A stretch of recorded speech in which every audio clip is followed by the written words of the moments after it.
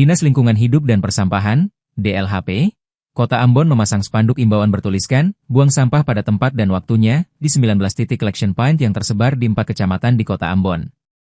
Langkah ini dilakukan sebagai respons atas keluhan masyarakat di media sosial terkait minimnya sosialisasi jadwal pembuangan sampah. Tujuannya meningkatkan kesadaran masyarakat terkait jadwal pembuangan sampah yang telah ditetapkan, sehingga mengurangi penumpukan sampah di luar jam operasional dan menjaga kebersihan kota. Kepala DLHP Kota Ambon, Apries Gaspers, menjelaskan bahwa spanduk tersebut menjadi sarana edukasi langsung kepada masyarakat, karena ditempatkan tepat di lokasi pengumpulan sampah. Menurutnya, pendekatan visual dinilai efektif untuk mengingatkan warga akan pentingnya disiplin dalam pengelolaan sampah. Inisiatif DLHP ini menunjukkan komitmen pemerintah untuk melibatkan partisipasi warga untuk mewujudkan Ambon yang lebih bersih dan tertib.